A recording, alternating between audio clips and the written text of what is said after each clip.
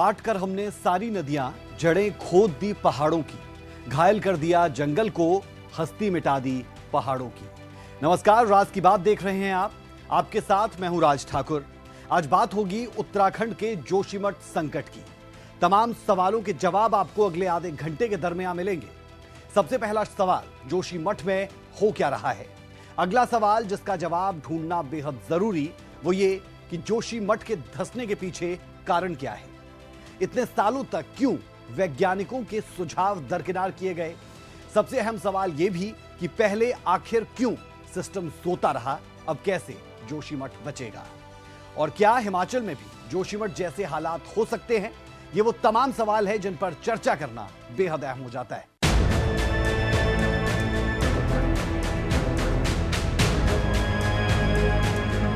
कहाँ की नौकरी कुछ नहीं है, नौकरी से कोई कुछ नहीं है।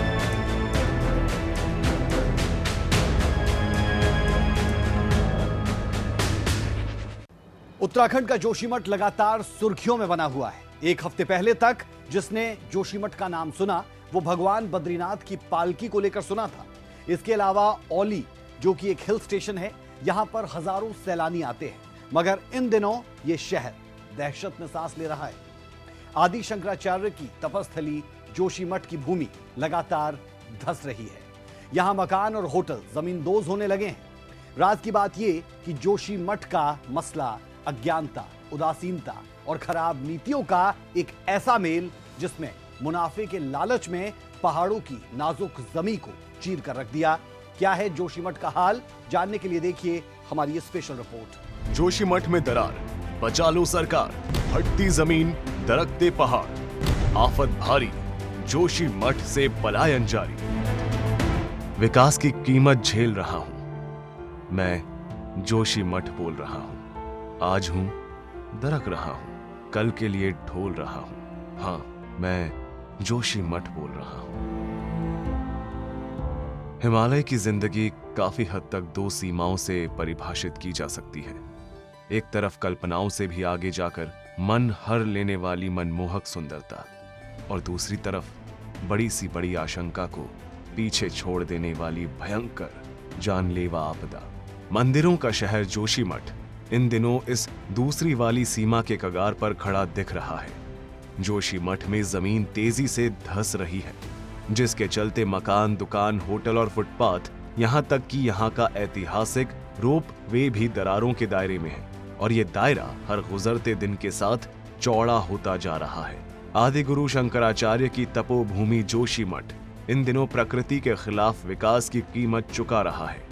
नए साल के दूसरे तीसरे दिन से ही पहाड़ों की दरकन के बीच धरती चीर कर तेजी से निकलता पानी और ऊपर से ये मलबा अब डरा रहा है। गेटवे ऑफ हिमालय कहलाने वाले इस शहर में धरती की कोख जहां तहां फट रही है। 27 दिसंबर 2022 को जोशीमठ के घरों में अचानक दरारें आने लग गई। इंजीनियर्स की 5 सदस्यीय टीम ने जांच की। दरार बढ़ने पर केंद्र और राज्य सरकारों का ध्यान आकर्षित हुआ। 6 जनवरी को लोगों को सुरक्षित जगहों पर भेजने का काम शुरू किया गया। 7 जनवरी को उत्तराखंड के मुख्यमंत्री पुष्कर सिंह धामी जायजा लेने पहुंचे। पुष्कर सिंह धामी ने प्रभावितों को मदद देने का निर्देश दिया। 8 जनवरी को जोशीमठ संकट पर पीएमओ में मीटिंग हुई। प्रधानमंत्री नरेंद्र मोदी ने मुख्यमंत्री पुष्कर सिंह धामी से बातचीत की। 9 जनवरी को जायजा लेने के लिए केंद्रीय टीम जोशीमठ पहुंची। टीम ने राज्य सरकार को रिपोर्ट सौंपी। 10 जनवरी को होटल माउंट व्यू और मलारी को ध्वस्त करने का आदेश दिया गया। 11 जनवरी को मुख्यमंत्री धामी का दूसरा जोशीमठ दौरा रहा। 13 जनवरी को धामी कैबिनेट में पीड़ित परिवारों के लिए 1.5 लाख रुपए मुआवजे की घोषणा हुई। साथ ही 6 महीने तक बिजली पानी बिल माफ। 16 जनवरी को सुप्रीम कोर्ट में जोशीमठ संकट पर सुनवाई। जोशीमठ संकट को लेकर इसरो ने भी चौंकाने वाला खुलासा किया है। इसरो की रिपोर्ट के अनुसार जोशीमठ में सिर्फ 12 दिनों में 5.4 सेंटीमीटर जमीन धंस गई। 27 दिसंबर से 8 जनवरी के बीच ऐसा हुआ। घटना 2 जनवरी 2022 से शुरू हुई थी। अप्रैल-नवंबर 2022 के बीच जमीन धंसने की दर बहुत कम थी। इस दौरान जोशीमठ 9 सेंटीमीटर नीचे चला गया। जमीन धंसने से जोशीमठ औली सड़क भी धंसने वाली है। जिस जोशीमठ को बचाने की हम बात कर रहे हैं, उसका अपना अलग ही महत्व है। जोशीमठ उत्तराखंड का अहम धार्मिक केंद्र है। जोशीमठ आदि गुरु शंकराचार्य की तपस्थली है। बद्रीनाथ मंदिर से दूरी महज 45 किलोमीटर है। जोशीमठ को बद्रीनाथ तीर्थ यात्रा के रूट पर पहला पड़ाव माना जाता है। पवित्र स्थल तपोवन की दूरी भी जोशीमठ से 14 किलोमीटर है। जोशीमठ में आईटीबीपी का कैंप भी है, यानी सुरक्षा के लिहाज से भी जोशीमठ काफी अहम है। उत्तराखंड के जोशीमठ में हालात लगातार चिंताजनक बने हुए हैं। जोशीमठ के अस्तित्व पर संकट के बादल मंडराने लगे हैं। शासन प्रशासन के लिए जोशीमठ को बचाना एक बड़ी चुनौती बन गया है। न सिर्फ किसी अध्ययन की, बल्कि जरूरत है कड़ी कार्रवाई की, ताकि जोशीमठ किसी हादसे का नहीं, बल्कि एक बड़े बदलाव का उदाहरण बने। सूर्या समाचार के लिए ब्यूरो रिपोर्ट।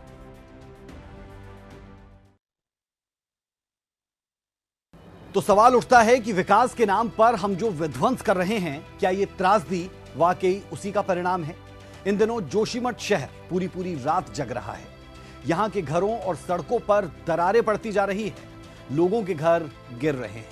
ऐसी स्थिति है कि मानो लोग एक ढहती इमारत में रह रहे हों।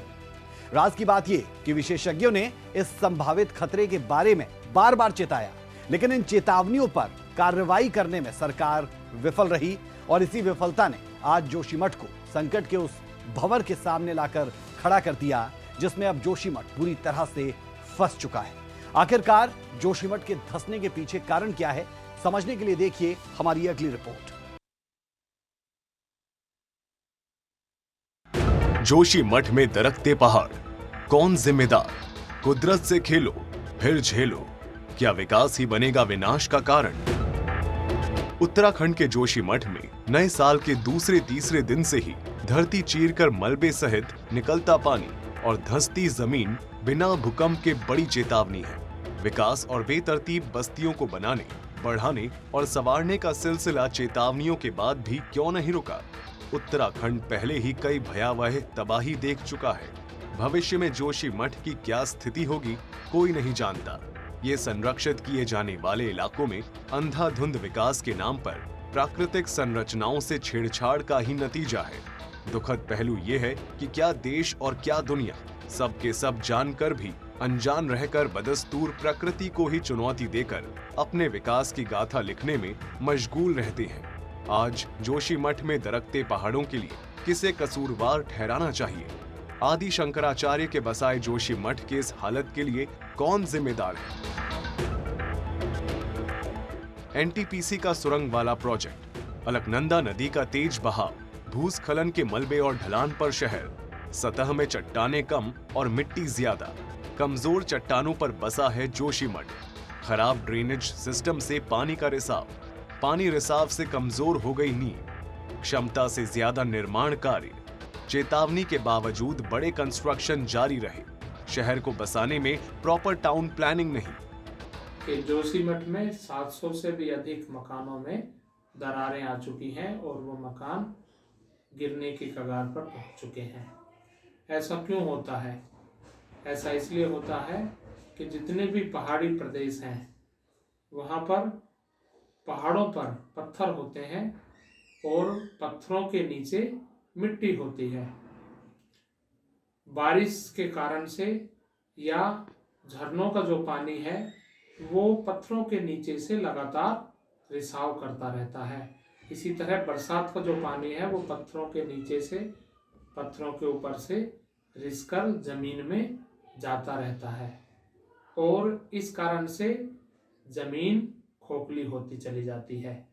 और जिन मकानों के नीचे पानी का रिसाव लगातार होता रहता है वहाँ की जमीन खोखली होने के कारण से मकान जमीन में धंसने लगते हैं, धीरे धीरे करके धंसते हैं और इसलिए दरारें नजर आने लगती हैं।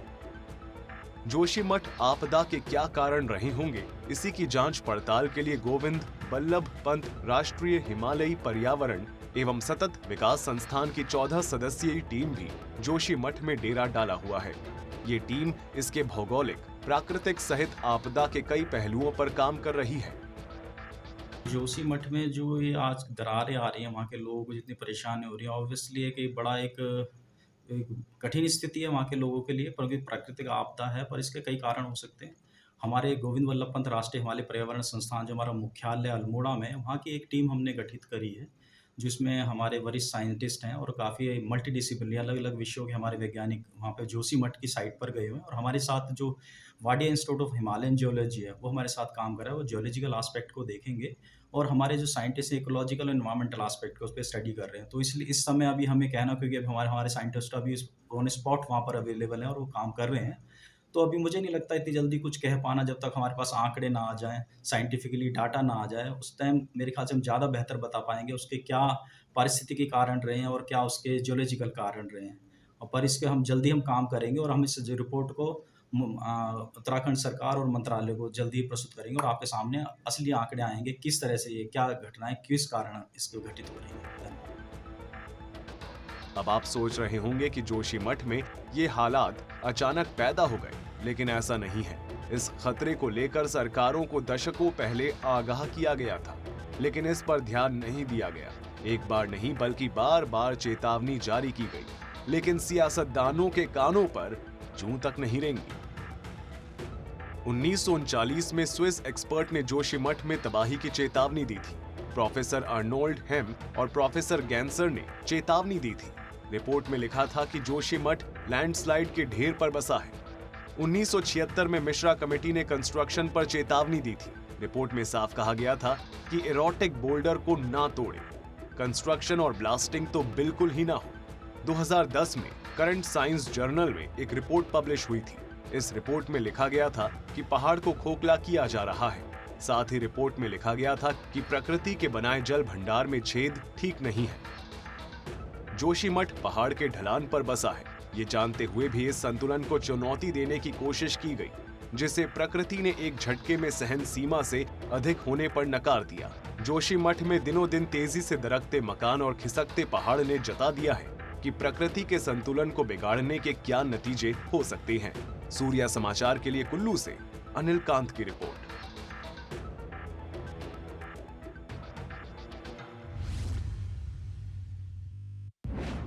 किसी का आशियाना ढह जाए तो तकलीफ उसके दिल से पूछो। जिस घर को बनाने में जवानी बिता दी हो, उसे प्रकृति के कहर के चलते छोड़ने की नौबत आ जाए तो सोचिए आपके दिल पर क्या बीतेगी। क्या सिर्फ 1.5 लाख के मुआवजे का मरहम लगाने से यह मसला खत्म हो सकता है? हमारी अगली रिपोर्ट इसी पर आधारित है कि जोशीमठ के लोगों का दर्द महसूस कर पाना क्या किसी के लिए संभव? यह रिपोर्ट आप देखें। तो अंदर ही नहीं आने दे रहे, कह रहे कि कहाँ की नौकरी कुछ नहीं है, नौकरी कुछ नहीं है। जोशीमठ के लोग बेबस और लाचार, छोड़ रहे अपना घर बार। क्या सिर्फ मुआवजे से बनेगी बात? दरारें, दर्द, दहशत और यादें। इन दिनों जोशीमठ के लोगों की बस यही दास्तान है। खून पसीने की कमाई से बना बनाया घर अगर छोड़ने की नौबत आ जाए तो उस इंसान के दिल पर क्या बीतेगी? आज वो लोग अपने आप को खुशकिस्मत समझ रहे हैं जिनका घर जोशीमठ में नहीं है, कि जो वहां हो रहा है उसकी कल्पना भी नहीं की जा सकती है। अपना घर रहते हुए पल भर में बेघर होकर सड़क पर आ जाना क्या होता है ये हम नहीं समझ सकते, मगर बेघर हुए लोगों की तकलीफ का तकाजा जरूर लगा सकते हैं।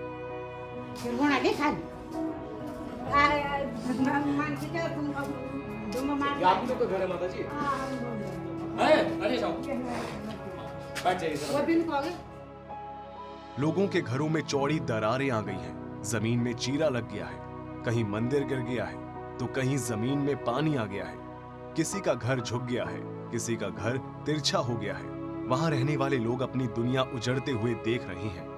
इन घरों में सालों से रहने वाले लोग अपना दुखड़ा सुनाते हुए नजर आ रहे हैं। आगे की जिंदगी कैसे बसर होगी इसको लेकर सभी चिंतित हैं। इन लोगों की आंखों से निकलते आंसू इनका दर्द बयां कर रहे हैं, जिन्हें शब्दों में बांधना मुमकिन नहीं है। कितने दिन गए हम वहाँ पे ना, वो लोग अंदर ही नहीं आने दे रहे, कह रहे कि कहाँ की नौकरी कुछ नहीं है, नौकरी कुछ नहीं है। मैं क्या रोजगार चाहिए, कितना खर्चा कर रहे हैं, क्या करना है, अब बताओ। बच्चों को खाना तो खिलाए नहीं ना जी। लोगों के चेहरों पर दर्द है, खौफ है और भविष्य की टेंशन है। आगे क्या होगा उन्हें नहीं पता। पता नहीं उन्हें नया घर कब मिलेगा या नहीं। वे अपनी जगह छोड़कर कहां जाएंगे? बेघर हुए लोग क्या कभी इन घरों में वापसी करेंगे? कौन देगा इन आंखों को जवाब? क्योंकि जिसका घर छिन जाए उसके पास अब आस और याद के सिवा बचा क्या है? सूर्या समाचार के लिए ब्यूरो रिपोर्ट।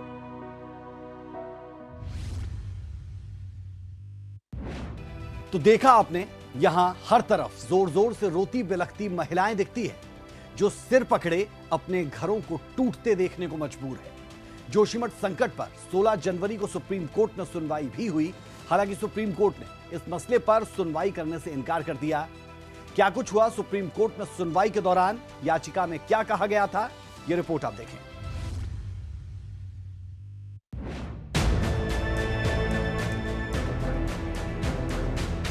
सुप्रीम कोर्ट ने उत्तराखंड के जोशीमठ संकट को राष्ट्रीय आपदा घोषित करने के लिए हस्तक्षेप की मांग वाली याचिका पर विचार करने से इनकार कर दिया है।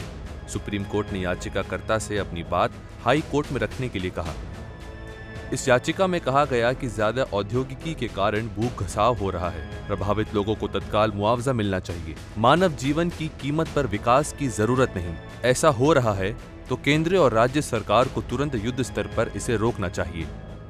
इससे पहले भी शीर्ष अदालत ने 10 जनवरी को ये कहते हुए याचिका पर तत्काल सुनवाई से इनकार कर दिया था कि स्थिति से निपटने के लिए लोकतांत्रिक रूप से निर्वाचित सरकार है और सभी महत्वपूर्ण मामले कोर्ट में नहीं आने चाहिए। हालांकि कोर्ट ने सरस्वती की याचिका को 16 जनवरी को सुनवाई के लिए रखा था, लेकिन आज भी सुप्रीम कोर्ट ने सुनवाई करने से इनकार कर दिया। सूर्या समाचार के लिए दिल्ली से विनय सिंह की रिपोर्ट।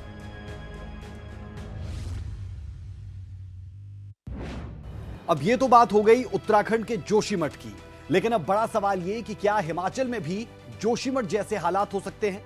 राज की बात यह कि उत्तराखंड का जोशीमठ जिस तरह डूब रहा है, वैसी ही कहानी हिमाचल प्रदेश के कुछ हिस्सों से सामने आ रही है। हिमाचल प्रदेश में धर्मशाला से मैक्लोडगंज की ओर जाने वाली मुख्य सड़क कई जगह पर डूब सी रही है, धंस सी रही है। यही नहीं, राजधानी शिमला में प्रतिष्ठित रिज मैदान जल्द ही असुरक्षित हो सकता है। जोशीमठ में हो रहे भू धसाव के बीच हिमाचल प्रदेश एक्शन मोड में दिखता है। मुख्यमंत्री सुखविंदर सिंह ठाकुर ने हिमाचल प्रदेश आपदा प्रबंधन प्राधिकरण के साथ इस विषय को लेकर बैठक की। मैक्लोडगंज में भी जोशीमठ पार्ट 2। मैक्लोडगंज में लगातार हो रहे निर्माण, बहुमंजिला इमारतों से भूमि पर बोझ, कभी भी हो सकता है बड़ा हादसा। शिमला में भी हो सकता है जोशीमठ जैसा हाल। क्या मैक्लोडगंज में भी हो सकते हैं जोशीमठ जैसे हालात? ये सवाल इसलिए क्योंकि मैक्लोडगंज में लगातार हो रहे निर्माण और सही ड्रेनेज सिस्टम न होने के चलते यहाँ कभी भी कोई बड़ा हादसा हो सकता है। सही ड्रेनेज सिस्टम नहीं होने के चलते धर्मशाला, मैक्लोडगंज आज लैंडस्लाइड जोन में है। ऐसे में अगर उचित कदम नहीं उठाए गए तो ये बड़े खतरे को संकेत दे सकता है। जी हाँ, इंटरनेशनल टूरिस्ट डेस्टिनेशन में अपनी खास पहचान बना चुके मैक्लोडगंज में भी अब उत्तराखंड के जोशीमठ जैसा हादसा होने का खतरा मंडरा रहा है। विशेषज्ञों का कहना है कि यहाँ भारी संख्या में बहुमंजिला इमारतों का निर्माण होने से भूमि पर बोझ बढ़ता जा रहा है और पहाड़ों पर पानी की निकासी की सही व्यवस्था और सीवरेज का प्रावधान न होना भी आपदा का सबब बन सकता है। प्रोफेसर अमरीश कुमार महाजन का कहना है कि जोशीमठ एक ऐसी जगह है जहां ऑब्स्ट्रक्शन ड्रेनेज की वजह से ऐसे हालात बने हैं। ये पहले से धीरे धीरे दरारें चलती आई और वर्तमान में डिजास्टर के रूप में उभर रही है। बिल्कुल, ये पानी हादसों का सबब बनता। आपने जोशीमठ में एग्जाम्पल देख ही लिया कि ये पानी जोशीमठ में कितना बड़ा डिजास्टर, आज 723 लोगों को विस्थापित करना पड़ रहा है। और ये सिचुएशन यहाँ ना आए, हिमाचल में ना आए, इसके लिए अभी से कुछ एक्शंस लेने पड़ेंगे। वही हिमाचल की राजधानी शिमला को लेकर भी महाजन ने चिंता जताई है। उन्होंने कहा कि शिमला में भी बहुमंजिला इमारतों का निर्माण बढ़ता जा रहा है जो लैंडस्लाइड जोन में है, जो कि काफी रिस्की है। बेतरतीब भवनों का निर्माण जो है, एक तो पहले कैरिंग कैपेसिटी के बियॉन्ड है। हर एक सिटी की कैरिंग कैपेसिटी है, उस कैरिंग कैपेसिटी के बियॉन्ड करेंगे तो लोड बढ़ता ही है। और दूसरा, मल्टी स्टोरी बिल्डिंग बनाने के पहले आपको फाउंडेशन टेस्ट कराने चाहिए कि वहाँ पर मल्टी स्टोरी बिल्डिंग बनाई जा सकती है कि नहीं जा सकती है। मैक्लोडगंज पूरा लैंडस्लाइड एरिया है, शिमला का काफ़ी जोन जो है लैंडस्लाइड प्रोन है। अगर वहाँ पर मल्टी स्टोरी बिल्डिंग बन सकती है तो that will relate to an disaster. Uttarakhand के जोशीमठ की घटना के बाद हिमाचल प्रदेश सरकार भी हरकत में आ गई है। मुख्यमंत्री सुखविंदर सिंह सुक्खू ने सचिवालय में आपदा प्रबंधन के अधिकारी और सभी जिलों के डीसी के साथ बैठक की। हिमाचल प्रदेश में इस तरह की घटनाओं की संभावनाओं को लेकर मंथन किया। बैठक के बाद मुख्यमंत्री ने कहा कि हिमाचल प्रदेश में जोशीमठ जैसे घटना की संभावना नहीं है, लेकिन फिर भी अधिकारियों को सावधानी बरतने के निर्देश दिए गए हैं। देखिए, आज हमने डिजास्टर मैनेजमेंट की मीटिंग की है। जोशीमठ की घटना के बाद मैंने पूरे हिमाचल प्रदेश के जहां सिंकिंग और स्लाइडिंग जोन है उस संदर्भ में डिप्टी कमिश्नरों से भी बात की है। हमारी तैयारी हमने पूछा है, लेकिन जोशीमठ जैसी घटना हिमाचल प्रदेश में आने वाले वर्षों में होने की कोई संभावना नजर नहीं आती। जोशीमठ जैसे ज्वलंत मुद्दे की बात हो रही है। ऐसे में हिमाचल के पहाड़ों पर बन रहे बहुमंजिला भवनों का निर्माण और भारी संख्या में हो रहा है। सड़क कंस्ट्रक्शन भी एक बड़ा मसला है। उत्तराखंड के जोशीमठ की घटना से हर कोई वाकिफ है। ऐसे में पहाड़ों पर इस तरह की आपदा से बचने के लिए उचित कदम उठाने की जरूरत है। पहाड़ों की भौगोलिक परिस्थितियों को ध्यान में रखते हुए ही निर्माण किए जाने चाहिए, क्योंकि बहुमंजिला निर्माण से भूमि पर लोड पड़ता है और भूमि खिसकने की संभावना बढ़ जाती है। सूर्य समाचार के लिए धर्मशाला से रविंद्र चौधरी और शिमला से अरुण पुनियाल की रिपोर्ट।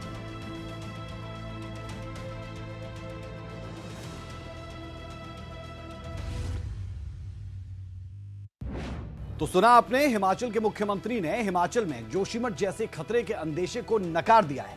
सूर्य समाचार ने इसे लेकर जनजातीय, बागवानी और राजस्व मंत्री जगत सिंह नेगी से खास बातचीत की, जिन्होंने साफ कहा कि सरकार यह सुनिश्चित करेगी कि विकास के लिए पहाड़ों का विनाश नहीं होना चाहिए। हिमालय के पहाड़ दरक रहे हैं और जोशीमठ की त्रासदी ने एक चेतावनी फिर देनी शुरू कर दी है। विनाश अगर विकास की परिणति के साथ इस तरह से आगे बढ़ेगा तो हिमालय के ये दरकते पहाड़ कहीं और ज्यादा रसातल में ना चले जाएं।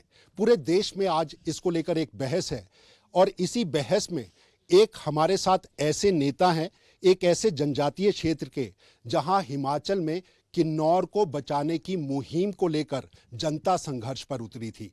जगत सिंह नेगी अभी हाल ही में मंत्री बने हैं, किन्नौर से हैं। लेकिन जगत सिंह जी, एक बड़ा सवाल आज पैदा हो गया है। हिमालय को बचाने का जोशीमठ की त्रासदी फिर एक बड़ी चेतावनी दे रही है। जो जोशीमठ को लेकर आज बहुत ज़्यादा जो इसमें जो चिंता जाहिर की जा रही है, ये कोई एक ही दिन में नहीं हुआ है। 1976 में जब जोशीमठ के बारे में पहले वहाँ भी किसी किस्म की जो इस किस्म के वहाँ लैंडस्लाइड्स आए थे, उस समय जब ये जोशीमठ उत्तराखंड जो यूपी में था उस समय, तब भी वहाँ पर चेतावनी दी गई थी कि ये जो जोशीमठ जो उसमें तो बहुत कम कंस्ट्रक्शन था, प्रोजेक्ट्स भी नहीं थे, रोड का काम भी नहीं चल रहा था, फिर भी वहाँ पर स्लाइड्स ट्रिगर हुए थे। तो उसमें भी चेतावनी दी गई थी कि ये जो स्ट्रेटा है बहुत लूज है, ग्लेशियर के जो बचे हुए शेष पर जो है ये पूरा का पूरा जोशीमठ का एरिया आता है। तो आज की तारीख में जो है सुनवाई आखिर क्यों नहीं हुई नेगी जी? इतने साल तक कांग्रेस भी सत्ता में, भाजपा भी सत्ता में, चेतावनी भी मिलती रही, लेकिन उसके ऊपर सुनवाई और सरकारें नींद में क्यों रहती? ये एक अफसोस वाली बात है कि जब जब विपदाएं आती है तो हम फिर जागते हैं, फिर कुछ कमेटियां बिठा देते हैं, फिर उसके बाद रिपोर्ट भी आ जाते हैं, फिर उसके बाद हम भूल जाते हैं। हिमालय में, हिमाचल के अंदर अगर हम करेंगे तो किन्नौर के अंदर हमने इसी तरह की तस्वीर देखी। शूटिंग स्टोन के अंदर मौत होते देखा, बरसात में तांडव देखा। हाइड्रो पावर प्रोजेक्ट का एक बड़ा विरोध न केवल किन्नौर में बल्कि लाहौल स्पीति में भी लोग बिल्कुल कह रहे हैं कि इनका विरोध दर्ज किया जाएगा। जंगी थोपन, नाथपा के साथ साथ इस तरह के कई बिजली परियोजनाएं। क्या किन्नौर भी डरा रहा है? और डरा रहा है तो आप क्या सोच रहे हैं? अब जोशीमठ को लेकर आप इसके साथ इसको लिंक कर रहे हैं, परंतु जोशीमठ में क्यों ये हुआ है उसको देखना पड़ेगा। खाली एक कारण से जोशीमठ का जो है आज त्रासदी नहीं आया है।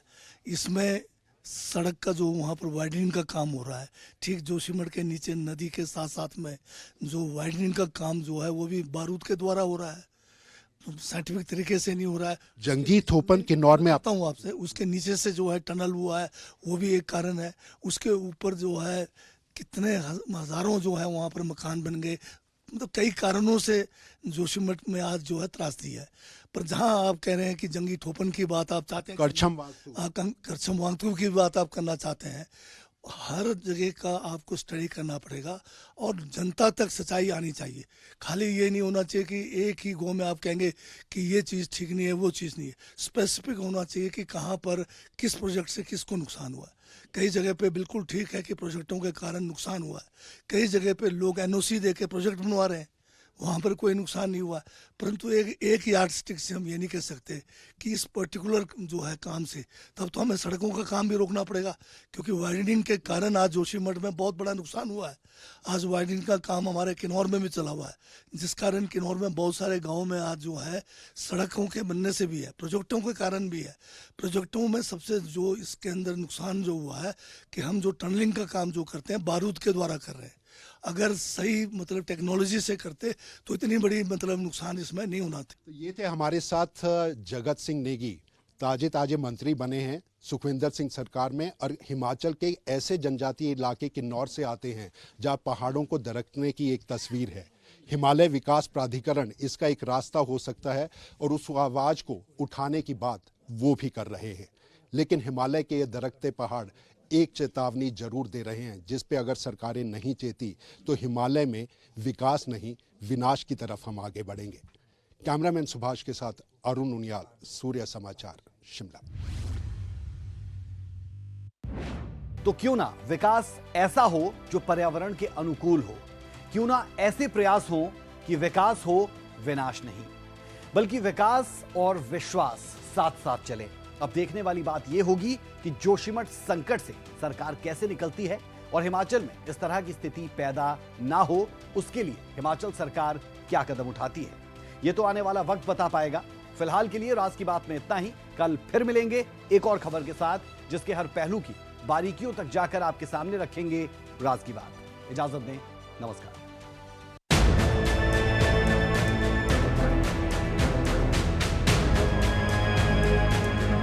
कहाँ की नौकरी कुछ नहीं है, नौकरी से कोई कुछ नहीं है।